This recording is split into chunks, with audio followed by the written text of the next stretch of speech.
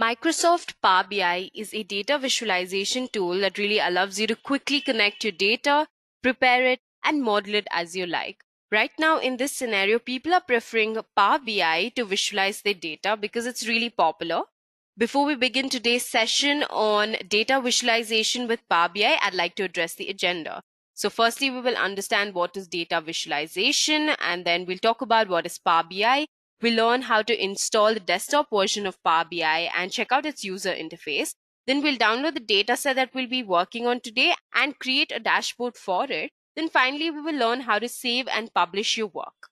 I hope the agenda is very clear. What is data visualization? Now, data visualization is basically the graphical representation of information and data. There can be many visual elements like charts, graphs, and maps. Here, data visualization tools really provide an accessible way to see and understand different trends that can occur in this data, or outliers and patterns. Anything that could be in this data could be visualized and found using data visualization tools. Now, in the world of big data, data visualization tools and technologies are very essential to analyze really massive amounts of information and then make some data-driven business decisions to help their organization. Also, with the technological revolution that's occurring, data really went from being expensive, difficult to find, and collect to abundant, cheap, but incomprehensible. It is audacious to store, understand, and analyze increasingly large volumes of data with traditional softwares and tools. However, as individuals or even as an organization, all of this data is only as good as what we can make out of it. And this is where big data comes really into the picture. It is used for predictive analysis, analyzing user behavior, or any other data analytics processes to bring value to the data that is present. Yet the raw details about this can remain uncertain due to lack of knowledge and lack of skills. Data visualization really helps to tackle this particular issue that we are facing. It is basically the process of transforming data into visualizations like charts, images, graphs, and even videos that really explain the numbers and allow us to gain some insights from it. So in short, you can say that it makes information more coherent and really adds value to it, discovers new patterns, spot trends, etc. Now, let me explain this with a really simple example. How do you explain the various rows and columns of data in an Excel spreadsheet to your boss or customers? You obviously will create a chart like, a line graph or scatter plot and even a bar chart of the same data. So what it really does is it gives meaning and purpose to the original raw data that was present initially, so that you have a visual representation of it and you can start analyzing it and integrating it with colors and giving more meaning to your data. This has really empowered many businesses and organizations by providing a much more clear and actionable insight to programs, as it can keep you ahead of the game. So I hope data visualization is clear. Let's move on and understand what is Power BI. So Power BI is basically a collection of software services, applications, and connectors that really work together to turn your unrelated sources of data into immense visualizations and interactive insights. So here your data may be in the form of Excel spreadsheet, or it can be a collection of cloud-based and on-premises hybrid data warehouses. It can be a CSV file. It can really be anything, your data, okay? So what Power BI really does is it lets you connect your data sources, visualize it, and discover what's really important so that you can share with anyone and everyone that you'd like to. So Power BI consists of several elements that all work together. So you can see these three different elements that work together on the screen. One is the Power BI desktop, then you have the Power BI service, and then you have Power BI mobile. So a Windows desktop application is called the Power BI desktop, and online software as a service is called the Power BI service, whereas the Power BI mobile applications is for Windows, iOS, and Android devices. I think that's very obvious. So in short, you'll really just have to know what Power BI is and what are the different services to start off with. Now let's go ahead and learn how to install Power BI desktop into our local machine. So right now I'm on my Google search engine and I'm just going to look for Power BI desktop. So you can see that there's an link that says download Microsoft Power BI Desktop from the official website. I'm just going to click that, and this will redirect me to the official website of Microsoft where I can download my Power BI Desktop. So this will allow me to download my Microsoft Power BI Desktop. I'm just going to click on download. So I'm just going to select the option Power BI Desktop Setup x64.exe file. So I'm just going to click next once I select that. And it'll redirect me to a page where it'll directly download the .exe file for me. So once the exe file has been downloaded, you can just click on it. Just select the language that you'd like to work on in Power BI. I'm going to select English, and then I'm going to click next.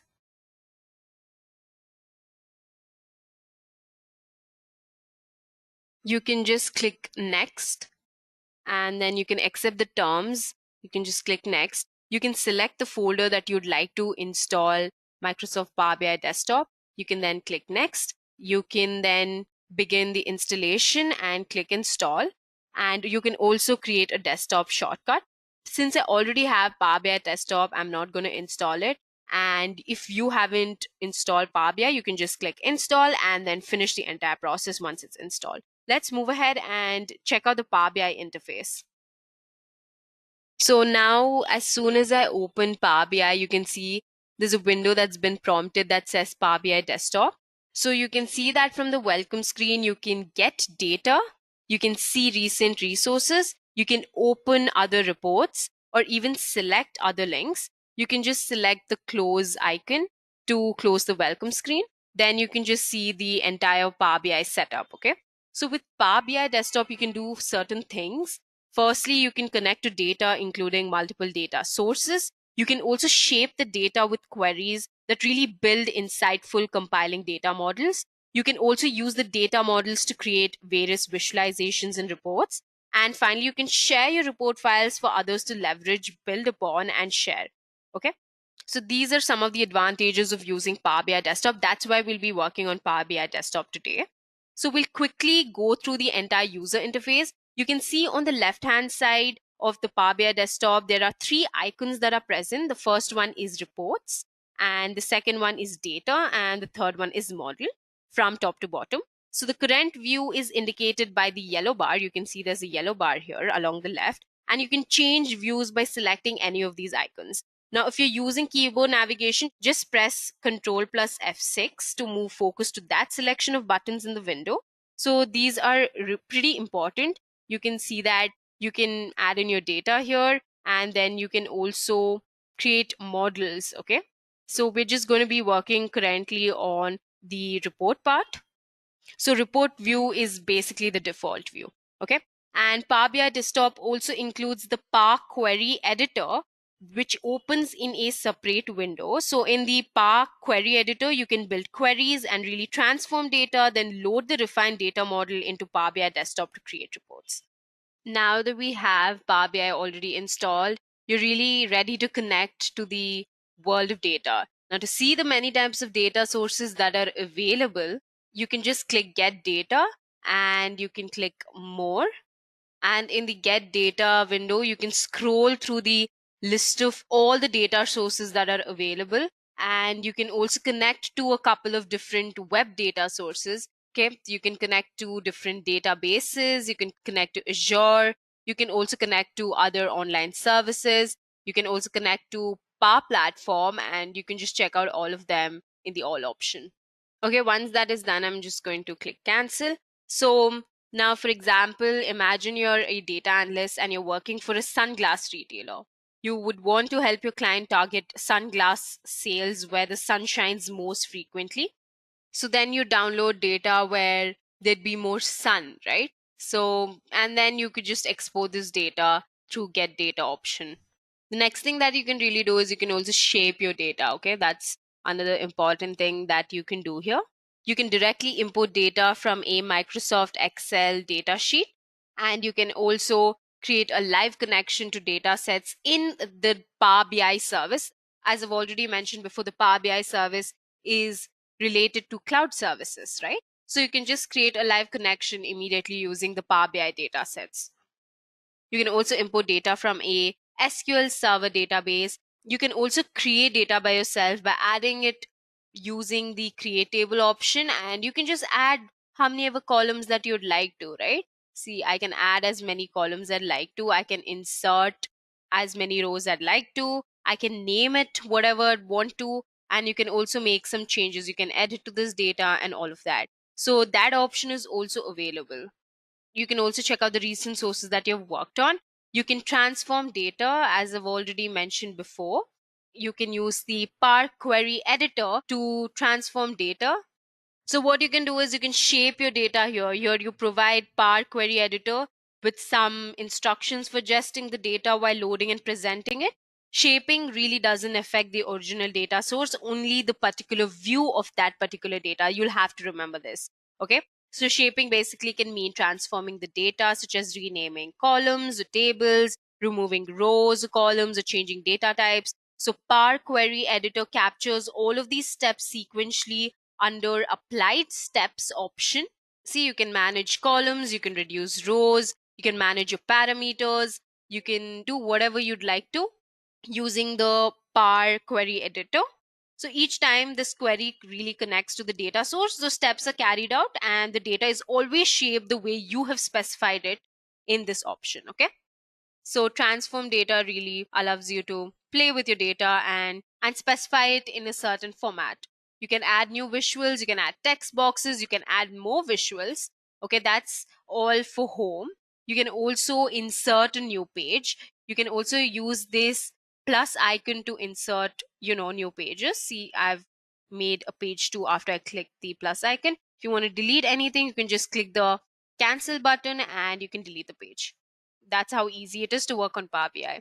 Okay, you can add new visuals, you can add more visuals. You can also create a decomposition tree to visualize your reports. You can embed a Power app in your report. You can add a text box, buttons, shapes, images can be imported from external sources or your computer. And moving on to the modeling part, you can really add new tables, you can add new parameters, and you can also select the language that you would like to work on. Then moving on to the view part, you can really select a theme for how you'd like to work on. You can customize your current theme. You can browse for themes. And these are some of the themes that are already available on Power BI.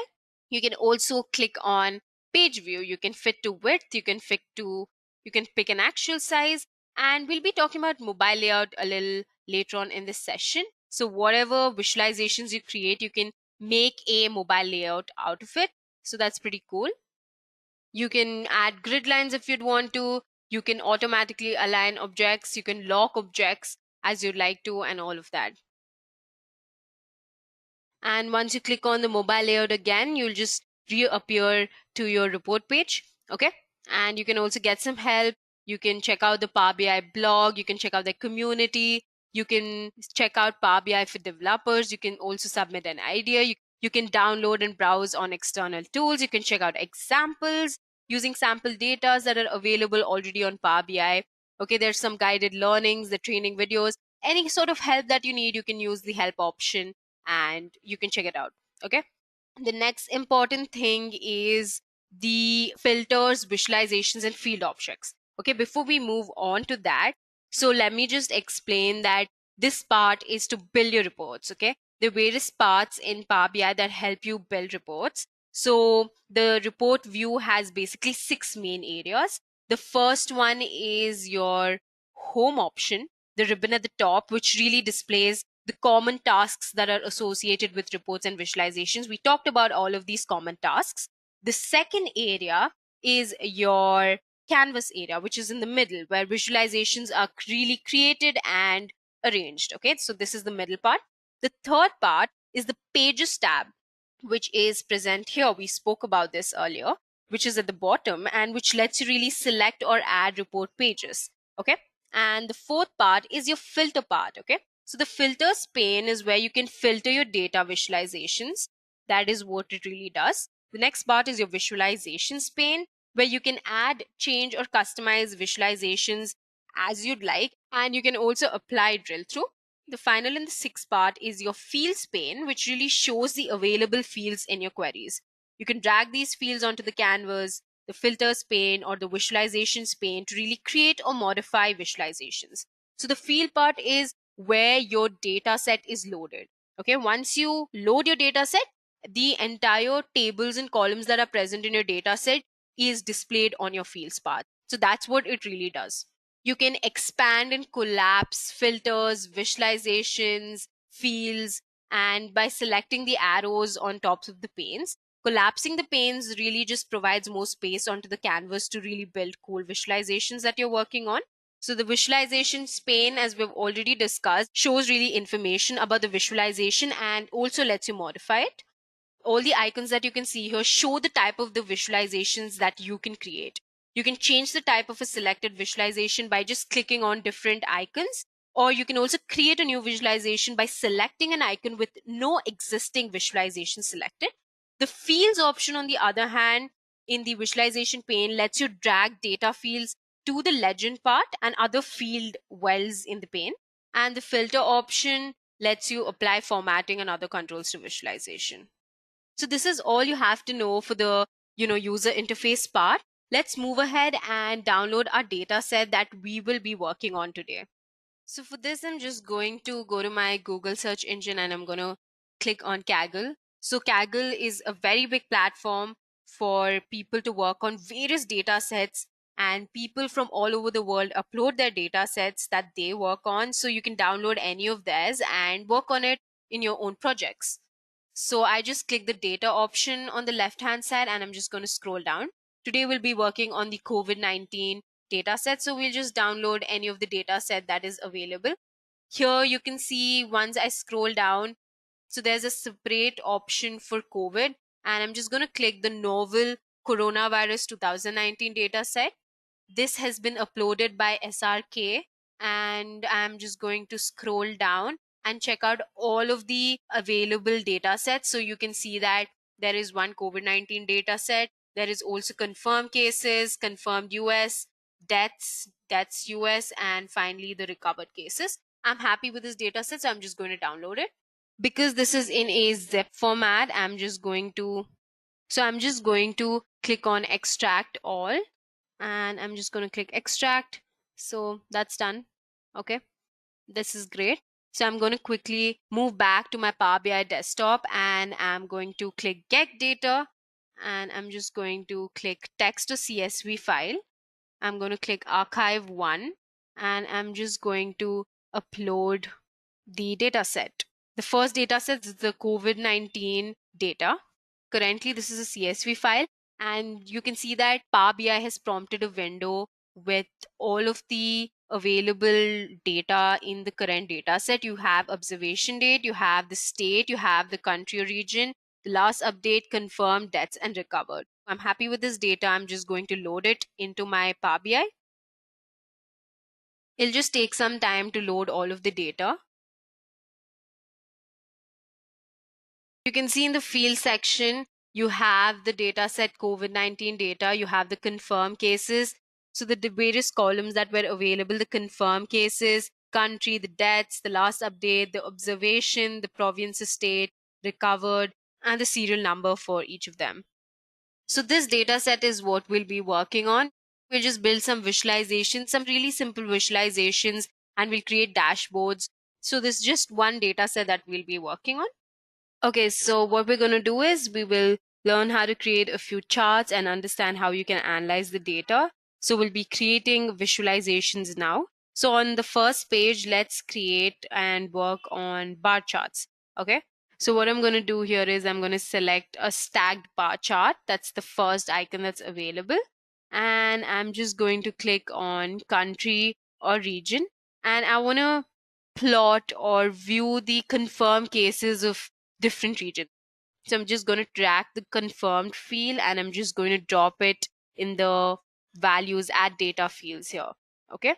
And what it really gives me is it gives me an overview of all the countries with the confirmed cases. As you can see, US is on top. So this is 2019 data. So that is pretty old data. We are in 2021 right now. So as you can see, back then, US was on top, followed by India, Brazil, Russia, France, UK, and so on. So these are all the confirmed cases. You can also really add filters. You can just scroll down. You can add is less than some certain number. You can see that there is so many confirmed cases, and the least is South Africa. So you can just add less than or greater than some certain amount, and only those countries which is greater than that number will be displayed. I'm just going to put is greater than some number. Okay. And I'm just going to click apply filter. Okay. You can see that the regions with values greater than this number will display on your bar chart. On page 2, so this is stacked bar chart that we've just worked on. In the second one, we'll create visualizations using line charts. So again, I'm just going to click a line chart, and I'm going to click the country or region because that's important. So I'm just going to click on province or state here now, and we'll check out the number of deaths, and I'm just going to drag and drop that in the values field. And you can see the number of deaths that have occurred in England, and then Maharashtra, Cambodia, Rio de Janeiro, Texas, Florida, and all of that is given in your line chart. Again, you can just add some filters if you'd like to. I'm not going to add any filters as of now, and I'm going to create a new page. So if you click on the 3 dots that are available, you can export data. You can show this as a table too if you'd like to. So that's pretty nice. And you can also sort them accordingly, according to ascending order, according to descending order. All of that can be done. So that's great. So if I scroll down, you can see the number of death cases in each of the state that is present. Okay. And I'm just going to click back to report. So this will just take me back to the visualization. Okay. Now I've created a new page, that is page 3. And here what we're going to do is we are going to create a pie or donut chart. Okay. So pie charts are quite well known. However, when it comes to displaying a lot of data, it is not recommended that one uses a pie chart because it can be really difficult to identify tiny differences between each of these categories. So what we're going to do here is we are going to click a pie chart. You can see the icon that's right here. I want to check out the recovery. So I'm just going to drag and drop this values here. And I'm going to click on the province and state. Okay. So as we've already mentioned, there can be a lot of problems using pie chart because each of these tiny differences cannot be figured out in a pie chart. So what I'm going to do here is I'm just going to look for states in India. I'm just going to look for some major states: Maharashtra, Karnataka, Delhi, Tamil Nadu, Uttar Pradesh, Uttarakhand. I'm just going to mention all of the states that I can remember from India. You have Andhra Pradesh.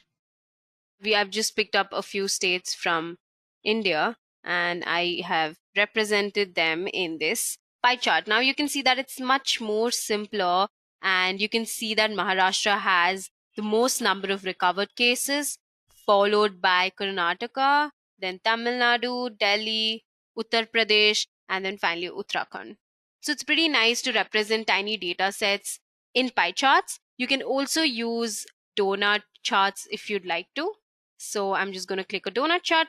A donut chart is also a very pretty visualization that you can use. Moving on, you can use KPIs, that are key performance indicators, which are really a measure of the company's performance, and it evaluates its success. We can display this in Power BI using the card or gauge. You can use the gauge, or you can also use the card panel. So what I'm going to do is I'm going to create another page. So I'm just going to click on the gauge option, and what I'm going to do is I am going to add the number of deaths. Okay. So you can see that this is given in a gauge format. If you want it in a card format, you can just pick the card option. So these are the KPIs that you can work on. And now if you want to delete a chart, you can simply click on it and just click delete on your keyboard. If you want to add a new page, as I've already mentioned, you can just click on the plus icon. So now we will learn how to create a dashboard. What you can do is you can just copy paste all the visualizations that we've created so far onto the same page. And this basically gives a dashboard. That's how easy it is. Okay, and I can move this. So I can just click on the visualization, copy, go back to page 1, and then paste it. I can also resize each of these visualizations as I'd like to.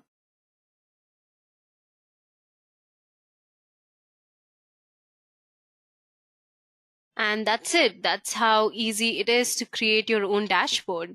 This is your dashboard on page 1. And you can also obviously change colors if you'd like to. So if you even want to change colors in your visualizations, you can do that. You can just go to this format icon and you can just click data colors and you can switch colors. Okay, we'll switch to something light maybe. Okay, you also want to change the colors in your legends of your bar chart. You can do that. You can just go to again the format option, go to data colors. So just click on for show all. You can see that different countries can be chosen with different colors. So you can choose France of one color and you can represent UK in another color and Colombia in another color and so on. You can do that. And all of the changes will be reflected in your visualization immediately. Okay. So now what we're going to do is we're going to learn how to save. Okay. Just click on save, name your file as anything you'd like to. I'm just going to name this COVID-19. I'm going to save this file.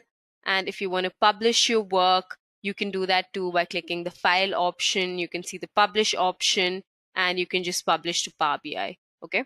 Here you have to enter your email address and then once that is done, you can just publish it. So let's move ahead and check out one more use case of Power BI. So as in the case of most modern technologies, Power BI is also likely to embrace the law enforcement agencies, which are benefiting immensely with the use of big data analytics and other technological innovations. Power BI dashboards can be used very effectively to get insights into aspects such as deployment of personnel at critical locations during specific periods of the year by plotting various parameters such as the types of crimes that occur, the incidences, the crime patterns, etc. Like many of the factors and parameters can be involved in really finding the crimes that take place in a certain area. This is really helping the police and the other forces into getting a better insight into where crime can occur over a certain area and how it can be also prevented. So this is just one use case. Power BI can be used for many instances and many use cases to find and make better decisions in our daily lives and in our organization too, if you are working in any. With this, we come to the end of today's session on data visualization with Power BI. I hope you had a great time understanding how to work with Power BI. If you have any queries, feel free to leave them in the comment section below and we'll get back to you as soon as possible. Until next time, thank you.